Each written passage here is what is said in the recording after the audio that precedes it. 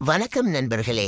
இன்று எனது விவசாய நிலத்தில் மாடுகளுக்காக நான் பயிரிட்டுள்ள பசுந்தீவனத்தை பற்றி உங்களிடம் பகிர்ந்து கொள்ளப் போகிறேன்.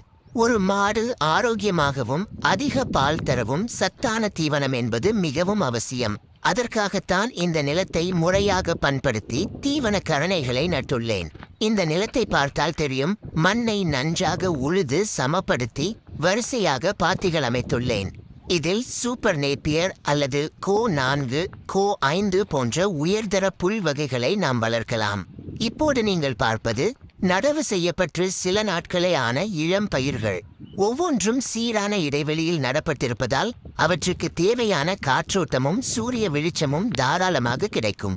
இங்கே பாருங்கள், இந்த தீவனக்கரணை மிக தெளிவாக தெரிகிறது. இதுதான் அந்த தண்டு பகுதி. இதிலிருந்து தான் புதிய துளிர்கள் கிளம்பும்.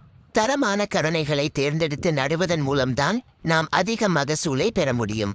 இதில் அதிகப்படியான புரதச்சத்தும் தாது உப்புகளும் இருப்பதால் மாடுகளின் வளர்ச்சிக்கு இது பெரிதும் உதவுகிறது. ஆரம்ப கட்டத்தில் களை எடுப்பதும் சரியான நேரத்தில் நீர் பாய்ச்சுவதும் மிக முக்கியம். இயற்கை உரங்களான தொழு உரம் அல்லது ஆட்டு எருவை பயன்படுத்துவது மண்ணின் வளத்தை மேம்படுத்தி பயிரை செழிப்பாக வளரச் செய்யும். ஒரு முறை நட்டுவிட்டால் அடுத்த சில வருடங்களுக்கு தொடர்ந்து நாம் அறுவடை செய்து கொண்டே இருக்கலாம். தீவன செலவை குறைத்து பால் உற்பத்தியை பெருக்க ஒவ்வொரு கால்நடை விவசாயியும் இதுபோல தனது நிலத்திலேயே பசுந்தீவனத்தை வளர்ப்பது லாபகரமானது. ஆரோக்கியமான தீவனம், ஆரோக்கியமான மாடுகள், நிறைவான வாழ்வு. இந்த வீடியோ உங்களுக்கு பயனுள்ளதாக இருக்கும் என நம்புகிறேன். நன்றி.